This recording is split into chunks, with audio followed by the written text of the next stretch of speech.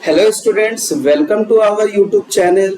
तो प्यारे बच्चों, उम्मीद करते हैं आप लोग बहुत ही अच्छे होंगे और बहुत शानदार तरीके से आप अपने आने वाले अपकमिंग यूजीसी नेट एग्जाम का प्रिपरेशन कर रहे होंगे। लेकिन प्यारे बच्चों, आप सबको पता है कि प्रीवियस ईयर पेपर भी हमारे लिए बहुत ज़्यादा इम्पोर्टेंट होता है। खास करके जो भी रिसेंट में एग्जाम हुए हैं वो तो और भी इम्पोर्टेंट होता है। तो इसीलिए हम आपके साथ आज की इस वीडियो में डिस्कस करने वाले हैं सितंबर 2024 में जो यूजीसी नेट का जो री एग्जाम कंडक्ट हुआ था उसके पेपर्स का सॉल्यूशन, यूनिट वाइज सॉल्यूशन हम लोग करेंगे यहाँ पे। तो आज की इस वीडियो में हम लोग सॉल्व करने वाले हैं business statistics and research, that is आपकी यूनिट 5 का जो सितंबर 2024 में पेपर हुआ था उसमें कैसे कैसे क्वेश्चंस आए थे यूनिट 5 से। तो उन सारे क्वेश्चंस को आज के इस वीडियो में हम लोग डिस्कस करने वाले हैं। तो जल्दी से शुरू करते हैं आज के इस वीडियो को बिना किसी देर के। और अगर आप चैनल पे नए हैं तो चैनल को प्यारे बच्चों सब्सक्राइब करना, दोस्तों के साथ शेयर करना बिल्कुल ना भूलें, क्योंकि जितना आप सब्सक्राइब करेंगे, शेयर करेंगे, अपना प्यार देंगे, वही मेरे लिए मोटिवेशन का काम करेगा। तो चलिए प्यारे बच्चों, देखते हैं हम लोग कि सितंबर 2024 में कॉमर्स का जो एग्जाम कंडक्ट हुआ था उसमें बिजनेस स्टैटिस्टिक्स और रिसर्च का कैसा क्या क्या क्वेश्चंस आए थे, कहां से क्वेश्चंस पूछे गए थे, सारे क्वेश्चंस को हम लोग यहाँ पे डिटेल में सॉल्व करेंगे। तो चलिए शुरू करते हैं। तो आज का पहला सवाल, which one of the following is standard deviation of first 1 to 7 natural number. तो 1 to 7 नेचुरल नंबर, तो 1 2 3 4 5 6 एंड 7 ये पूछा है। तो इसका पूछा क्या है हम लोग को, इसका स्टैंडर्ड डेविएशन पूछा है। फर्स्ट 7 नेचुरल नंबर का स्टैंडर्ड डेविएशन क्या होगा ये पूछा गया है प्यारे बच्चों यहाँ पे।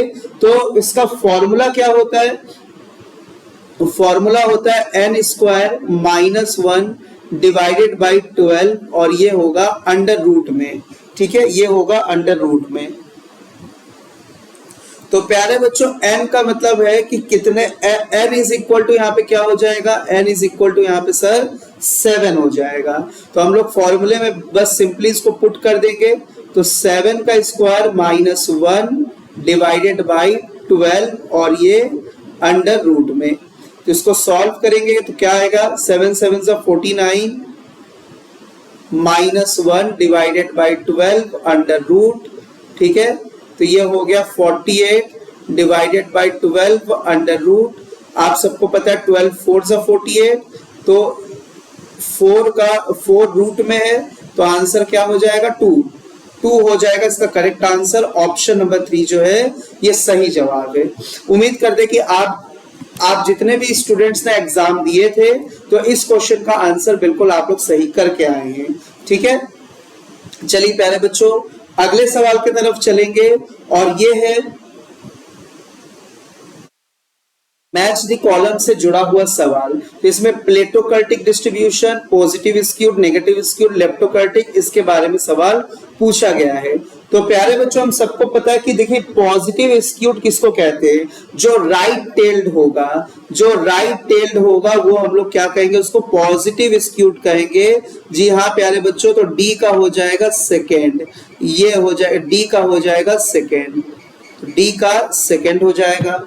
आगे बढ़ेंगे हम लोग नेक्स्ट, उसके बाद अब नेगेटिव स्क्यूड क्या हो जाएगा सर, इसी डायग्राम का जो उल्टा वाला डायग्राम होगा। तो दैट इज, देखिए ए जो है जस्ट इसी डायग्राम का उल्टा है। तो डी ए का क्या हो जाएगा, 3 हो जाएगा, ए का 3 हो जाएगा। अब आपके ऑप्शन में मैच कहां कर रहा है, तो ए का 3 तो मेरे पास 2 जगह दिया है और डी का 2 किस में दिया, तो डी का 2 भी सर 2 जगह दिया है। तो फर्स्ट और थर्ड दोनों में से कोई एक आंसर हो सकता है। तो ए और डी को सिर्फ मिलान करने से काम नहीं बनेगा सर, काम नहीं बनेगा। अब हम लोग को लेप्टोकर्टिक भी मैच करना होगा। आप लोग को पता है लेप्टोकर्टिक, ठीक है ना, ये भी डायग्राम होता है। तो लेप्टोकर्टिक क्या होगा, जो सबसे मतलब क्या होगा, सबसे बड़ा मतलब कि सबसे ऊंचा, टॉल होगा, टॉल टेल होगा जिसका, ठीक है ना, टॉल होगा। तो टॉल देखिए कौन सा इसमें से, ये है टॉल सर, तो ये लेप्टोकर्टिक हो जाएगा। तो बी का थर्ड हो गया, बी का फोर्थ हो गया, बी का फोर्थ हो गया। और हमारे पास एक ही बचा है, लेप्टोकार्टिक, प्लेटोकार्टिक, मेसोकार्टिक, ये आपको पता है। तो ये देखिए प्लेटोकार्टिक, ये है प्लेटोकार्टिक, ठीक है। तो प्लेटोकार्टिक सी का 1, सी का 1। तो प्यारे बच्चों करेक्ट आंसर होगा 3, ए का 3, बी का 4, सी का 1, डी का 2, मतलब 3 4 1 2। देख लीजिए 3 4 1 2 कहां है, तो सर पहला ऑप्शन जो है वो 3 4 1 2 है। बिल्कुल सही जवाब प्यारे बच्चों, 3 4 1 2। तो एक बहुत ही आसान क्वेश्चन आया था डायग्राम से रिलेटेड, बहुत ही आसान क्वेश्चन था, ठीक है। चलिए नेक्स्ट क्वेश्चन की तरफ चलेंगे प्यारे बच्चों। तो अगला क्वेश्चन क्या दिया हुआ है, पूछ रहा है इसमें कि person applied for a loan 1 lakh रुपए, एक इंसान अप्लाई करता है लोन के लिए, 1 लाख रुपए का लोन के लिए। The bank informed him that over the year it had received 2,920 loan application per year. हर साल इनके पास 2,920 आवेदन आते हैं, एप्लीकेशन आते हैं लोन के लिए। And the probability of approval was on average 0.85. तो प्रोबेबिलिटी क्या है, तो 0.920 में से ये 0 मतलब कि 0.85% प्रोबेबिलिटी है लोन प्रोवाइड करने का। मतलब कह सकते हैं कि हर 100 लोगों में से 85 लोगों को हम लोन देते हैं, हर 100 में से 85 लोगों को हम लोन देते हैं, ये प्रोबेबिलिटी है मेरा। आगे पूछा the applicant want to know the average number of loan approved per year by the bank. अब लोग ये जानना चाहते हैं कि हर साल आपके पास 2,920 आवेदन आते हैं, उसमें से आप 0.85 एवरेज जो है ये प्रोबेबिलिटी है लोन प्रोवाइड करने का। तो आप कितना लोन प्रोवाइड करते हैं हर साल ऑन एन एवरेज बेसिस पे। तो प्यारे बच्चों यहाँ पे अमाउंट से तो कोई मतलब ही नहीं है। सर यहाँ पे अमाउंट से क्या मतलब है भाई, इन्होंने कहा 2,920 आवेदन आते हैं, 0.85% ऑन एन एवरेज हम लोन अप्रूव करते हैं। तो हम टोटल एवरेज बेस पे हम टोटल कितना लोन अप्रूव करते हैं, 2,920 आवेदन आते हैं, उसमें से हम कितने लोगों को लोन प्रोवाइड करते हैं। तो प्यारे बच्चे बहुत ही सिंपल सा क्वेश्चन है, हम ऐसे कह सकते हैं ना कि 2,920 जो आवेदन आते हैं उसमें हम 85% लोगों को लोन अप्रूव करते हैं। क्यों, क्योंकि 100 का 85, जैसे मैंने यहाँ पे एग्जांपल लिया कि हर 100 में से 85 लोगों को आप लोन देते हैं, तो इट मींस कि हम 85% लोन ग्रांट करते हैं। तो 2,920 का 85% आप निकाल लेंगे, ठीक है। तो आप लोग इतना तो कर ही सकते हैं कि 2,920 का 85% आप निकाल लेंगे प्यारे बच्चों। तो ये आ जाएगा, इसको डिवाइड कर लेंगे हम लोग, ठीक है। तो ये 17 आ जाएगा, ये 25 आ जाएगा, ठीक है। तो फिर इसको आप लोग 25 से डिवाइड करेंगे, 25 से 25 वन जा तो 42, देखते हैं कितना कटता है ये, 25 वन जा 25, 4 42, ठीक है, 42 हो गया। तो यहाँ पे 25 वन जा 25, तो 15 17 170, तो 170, 25 7 जा 25 7, देखिए 6 जा होगा ना, 6 जा होगा, 150 हो गया, और कितना बच गया अपने पास, ठीक है। तो पॉइंट ये कितना चला जाएगा, देखिए 25 वन से 25, 4 42 यहाँ पे, ठीक है। तो ये हो गया 17, 170, 120 बचा आपके पास, तो ये 8 हो जाएगा, ठीक है। तो यहाँ पे अगर आप लोग मल्टीप्लाई करेंगे तो ये मतलब 2482 ये अप्रोक्स आएगा, ठीक है ना, ये अप्रोक्स आपका अमाउंट आएगा।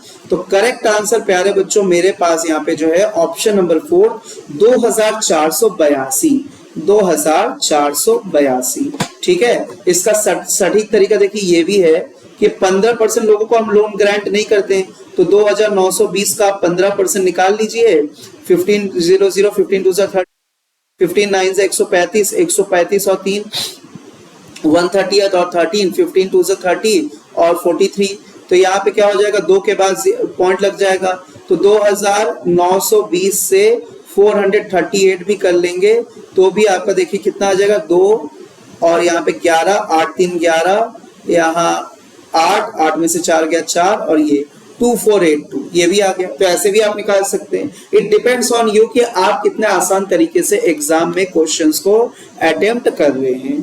ठीक है, चलिए अगले सवाल की तरफ बढ़ेंगे हम लोग। If two regression line are 8x minus 10y plus 66 is equal to 0 and 40x minus 18y is equal to 214, then x and y are respectively क्या होगा, x and y respectively क्या होगा। तो प्यारे बच्चों, इस सवाल का जवाब आप लोग बहुत ही आसान तरीके से कर सकते हैं कि हम लोग जानते हैं सर क्यों ना इसको बराबर किया जाए। ये देखिए 40x minus 18y is equal to 214। प्यारे बच्चों, अगर हम ये कर दे क्या कर दे सर, कि अगर हम देखिए इसको हम 5 से देखिए किसी ना किसी एक को तो बराबर करना पड़ेगा। लीनियर इक्वेशन में हम लोग कैसे क्वेश्चन को सॉल्व करते थे, हम लोग किसी एक वेरिएबल को बराबर करने का कोशिश करते थे, या तो x को या तो y को। तो यहाँ पे आप गौर करेंगे कि अगर हम यहाँ पे 5 से मल्टीप्लाई कर दे इस इक्वेशन को तो क्या बनेगा, 8 5 जा 40, 10 5 जा 50, ठीक है। और ये देखिए 66 को आप लोग इस कल्टू के उधर लेके चले जाएंगे तो माइनस हो जाएगा, तो 66 मल्टीप्लाइड बाई 5 तो माइनस 330 होगा, क्योंकि इस कल्टू के उधर लेके चले जाएंगे प्यारे बच्चों, तो ये तो माइनस में हो जाएगा। अब हम लोग इस इक्वेशन को सॉल्व कर ले तो देखिए आप सबको पता है कि इसमें साइन कैसे बदल जाता है, ये माइनस हो जाएगा, ये प्लस हो जाएगा, और ये फिर क्या हो जाएगा, ये माइनस है तो प्लस हो जाएगा। तो 40x कट गया, ठीक है। 15 में से 50 में से 18 को हम लोग माइनस करेंगे तो ये आ जाएगा, डिवाइड करेंगे तो 32y आ जाएगा, इज इक्वल टू 330 प्लस 214 करेंगे प्यारे बच्चों तो ये आ जाएगा 544, और y का वैल्यू यहां से आप लोग निकाल लेंगे 544 डिवाइडेड बाय 32, तो इसको आप लोग 8 से डिवाइड कर दीजिए, 8 4 जा 32, फिर उसके बाद यहाँ से इसको डिवाइड करेंगे, 8 5 से 40, 8 6 से 48, 48 64, ठीक है ना, 8 8 जा 64। अब आप लोग फिर 4 से इसको डिवाइड कर दीजिए, 17 4 जा 68, 17 आ गया, ठीक है। तो y का वैल्यू 17 आ गया, आप लोगों को दिख रहा है, देखिए x और y का वैल्यू पूछा है, तो y का वैल्यू 17, तो y का वैल्यू 17 आ गया। ये देखिए 17 एक ही में दिया है, तो ये x है, ये y है, ये x के मान दिए हैं, ये y के मान दिए, तो y इज इक्वल टू 17 आ गया। अब आप किसी भी इक्वेशन में पुट कर दीजिए, ठीक है ना, किसके वैल्यू को, y के वैल्यू को। तो देखिए हम इसी इक्वेशन में पुट कर दे रहे हैं 8x वाली इक्वेशन में, ठीक है। तो 8x minus 10 into 17 plus 66 is equal to 0, ठीक है। तो यहाँ पे क्या हो जाएगा, यहाँ पे क्या हो जाएगा प्यारे बच्चों, तो 8x minus 170 plus 66 is equal to 0, ठीक है। तो 8x इज इक्वल टू, ये इसको इधर लेके चले आएंगे तो 170 माइनस 66, तो ये कितना हो जाएगा 104, ठीक है, 104, और x is equal to 104 divided by 8 करेंगे, तो इसको डिवाइड करेंगे आप लोग, देखिए 13 8 जा 104, तो 13 आ गया, 13 आ गया, ये देखिए वैल्यू आ गई आपकी। तो 13 और 17 जो है इसका करेक्ट वैल्यू होगा ऑप्शन नंबर 4। चलिए नेक्स्ट क्वेश्चन की तरफ चलेंगे प्यारे बच्चों हम लोग। Next question, from the following identify the major of dispersion. तो मेजर ऑफ डिस्पर्शन को बोला है, तो मेजर ऑफ डिस्पर्शन क्या क्या होता है, तो sir major of dispersion mean deviation होता है, रेंज होता है, स्टैंडर्ड डेविएशन होता है, कोफिशिएंट ऑफ वेरिएशन भी होता है, लेकिन सर कोफिशिएंट ऑफ कोरिलेशन नहीं होता है, ये तो कोरिलेशन का है, ठीक है ना, ये डिस्पर्शन का कहाँ है, ये तो कोरिलेशन का है ना, कोफिशिएंट ऑफ कोरिलेशन, ठीक है। तो standard deviation, mean deviation, range, coefficient of variation, ठीक है, तो ये सब आपके क्या है, मेजर ऑफ डिस्पर्शन। तो करेक्ट आंसर क्या हो जाएगा, A B C and D only, A B C and D only. अगले सवाल की तरफ चलेंगे प्यारे बच्चों। नेक्स्ट क्वेश्चन पूछा है, the distribution of data which has a long left tail. अभी अभी आप लोगों ने मैच दी कॉलम में किया था कि अगर लेफ्ट के तरफ झुकाव हो, लेफ्ट टेल हो प्यारे बच्चों, कुछ इस प्रकार यूं, कुछ इस प्रकार, तो लेफ्ट टेल हो, लेफ्ट टेल, तो इसको हम लोग कहेंगे negative skewed distribution, negative skewed distribution. तो इसका करेक्ट आंसर क्या हो जाएगा, option number second. Positive skewed होगा तो प्यारे बच्चों, पॉजिटिव स्क्यूड होगा तो देखिए, इसको थोड़ा सा अच्छे से और हम बना दे। तो पॉजिटिव स्क्यूड कैसे होगा, तो पॉजिटिव स्क्यूड कुछ ऐसे होगा सर कि ये हो जाएगा ऐसे, यूं, मतलब राइट साइड टेल्ड होगा, ठीक है ना, राइट साइड टेल्ड होगा ये, तो ये हो गया पॉजिटिव स्क्यूड। तो लेफ्ट साइड टेल्ड होगा तो negative skewed, right side tailed होगा तो वो पॉजिटिव स्क्यूड, ठीक है। चलिए नेक्स्ट क्वेश्चन की तरफ चलेंगे हम लोग प्यारे बच्चों। Match the list with list 1 list 2, joint occurrence of event, वो इवेंट जो जॉइंटली अकर करते हैं तो उसको हम लोग क्या कहते हैं सर, उसको हम लोग कंपाउंड इवेंट कहते हैं। तो कंपाउंड इवेंट थर्ड वाला देखिए कहाँ है, ये रहा थर्ड ऑप्शन, कंपाउंड इवेंट। तो ए का थर्ड मिल गया, ए का third. Outcome of an experiment consisting of all possible event, outcome of an experiment consisting, जितने पॉसिबल इवेंट आने लायक हो वो सब उसमें शामिल है, ठीक है। तो इसको हम लोग क्या कहेंगे, कलेक्टिव एग्जॉस्टिव इवेंट। क्या कहेंगे प्यारे बच्चों, कलेक्टिव एग्जॉस्टिव इवेंट, बी का 1 हो जाएगा, कलेक्टिव एग्जॉस्टिव इवेंट। फिर उसके बाद नेक्स्ट क्या कह रहा है, one of the event can not be expected to occur in preference over the other, इसको हम लोग कहते हैं equally likely event। one of the event cannot expected to occur in preference over the other, इसको हम लोग प्यारे बच्चों कहते हैं equally likely event, मतलब C का सेकंड हो जाएगा, C का सेकंड हो जाएगा। और D का फिर क्या बच गया, तो सर D का तो केवल फोर्थ ही बच गया। The occurrence of an event that the other cannot occur, mutually exclusive event, एक के घटने पर दूसरा नहीं घटेगा, दूसरा अगर घट रहा है तो पहला नहीं घटेगा, तो इसको हम लोग कहते हैं म्यूचुअली एक्सक्लूसिव इवेंट। तो करेक्ट ऑप्शन कौन सा मैच करना चाहिए, जिसमें 3 1 2 4 ये सीक्वेंस हमें देखने को मिले। तो 3 1 2 4 हमें जो सीक्वेंस ये देखने को मिल रहा है प्यारे बच्चों, वो ऑप्शन नंबर 1 में ही आपको मिल रहा है, 3 1 2 4, ठीक है। तो एक बहुत ही आसान सा सवाल है, कोई इसमें कठिन सवाल बिल्कुल। चलिए आगे देखेंगे हम लोग नेक्स्ट क्वेश्चन। तो अब तक हम लोगों ने जितने भी सवाल के एकदम सीधे सीधे डायरेक्ट सवाल पूछे हैं, कोई भी सवाल आप लोगों का कहीं से कठिन सवाल नहीं देखने को मिला, बहुत ज्यादा घुमाया हुआ सवाल तो नहीं था यहाँ पे, ठीक है। चलिए नेक्स्ट क्वेश्चन दे रहा है, a firm want to launch a new brand of television and refrigerator.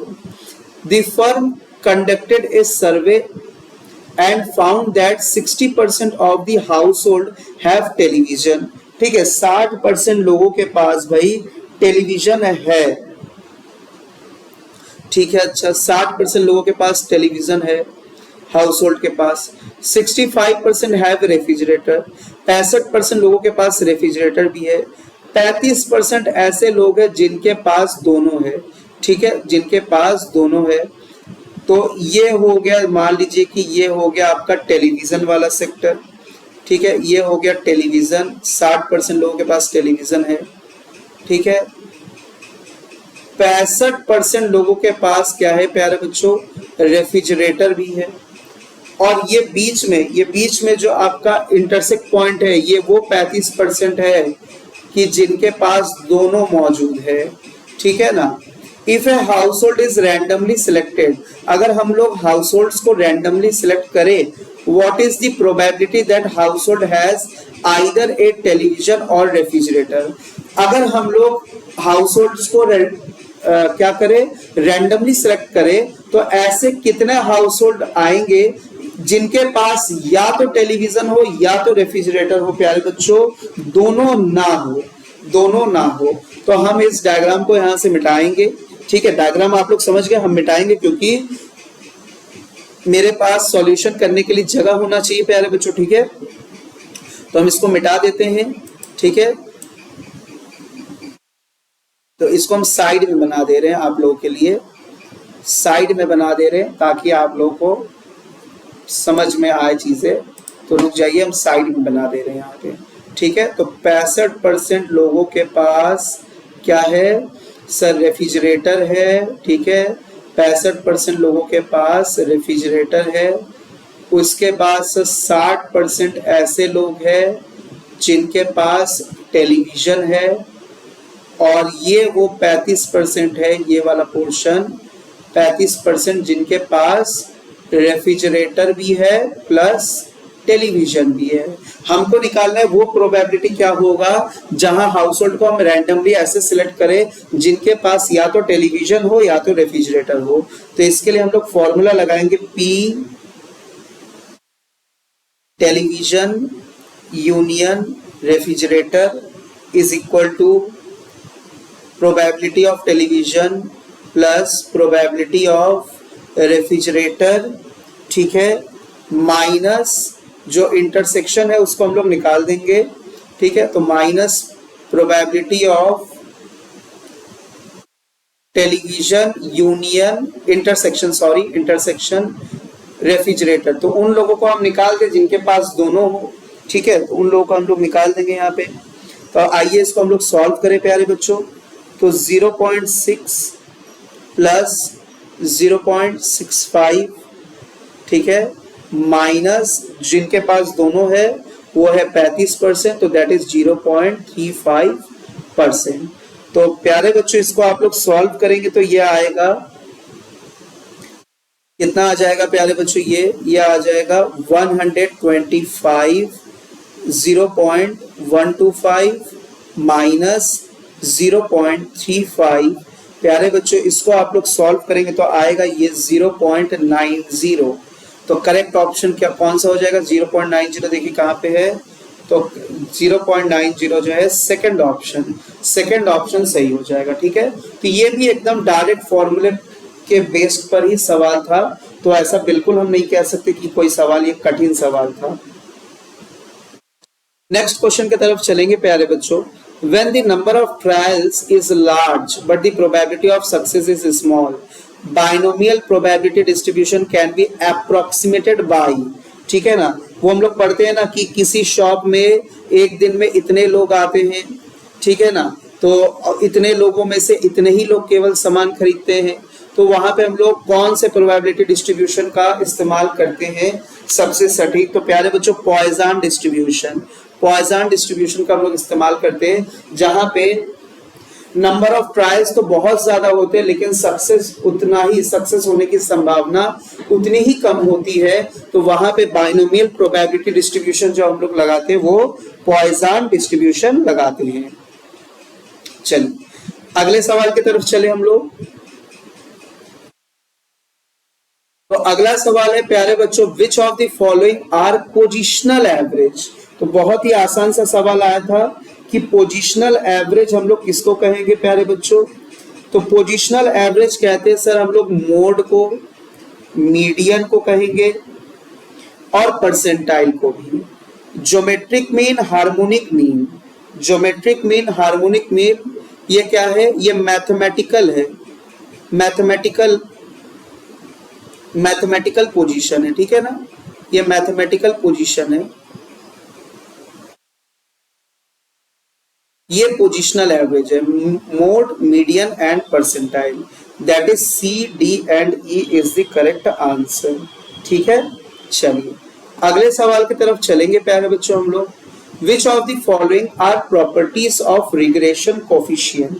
तो रिग्रेशन कोफिशिएंट का पहला तो हम लोगों को दिख ही रहा है कि सर ये तो हम लोगों को पता ही है कि r is equal to under root of BYX plus BXY, ये तो हम लोग पढ़ते ही हैं हर जगह। नेक्स्ट है रिग्रेशन कोफिशिएंट जो होता है वो चेंज चेंज इन ओरिजिन से अफेक्टेड नहीं होता है, ठीक है, चेंज ऑफ ओरिजिन से अफेक्टेड नहीं होता है। Change in scale are not affected, बिल्कुल नहीं, ये अफेक्टेड होता है इससे, ठीक है। If both regression coefficient have negative sign, the correlation coefficient will have negative sign.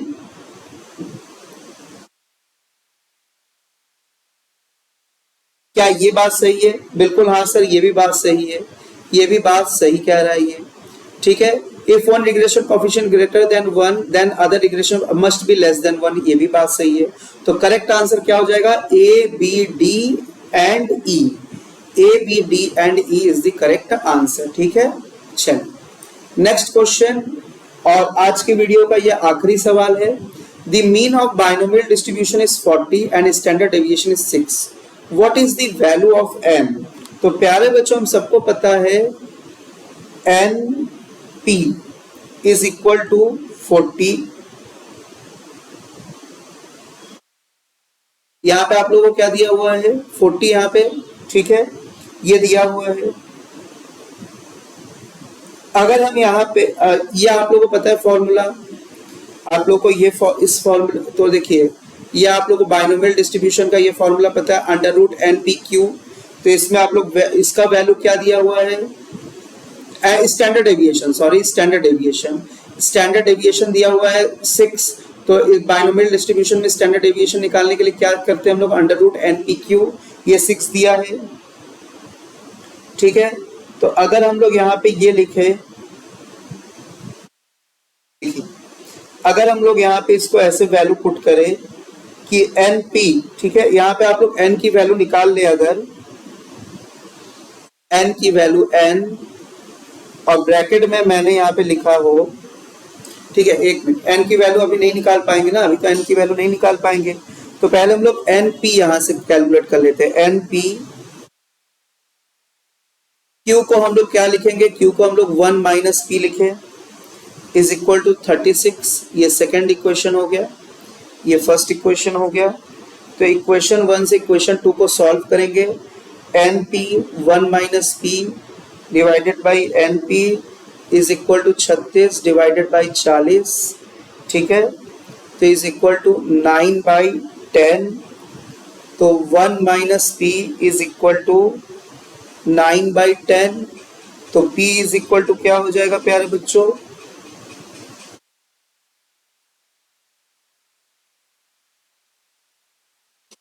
तो ये 1/10 हो जाएगा। P 1 को इधर लेके जाएंगे, क्रॉस मल्टीप्लाई 10 माइनस 9, तो 1/10 हो जाएगा। तो यहाँ पे इसका आंसर क्या आ जाएगा प्यारे बच्चों? यहाँ पे इसका आंसर आ जाएगा सर 0.1।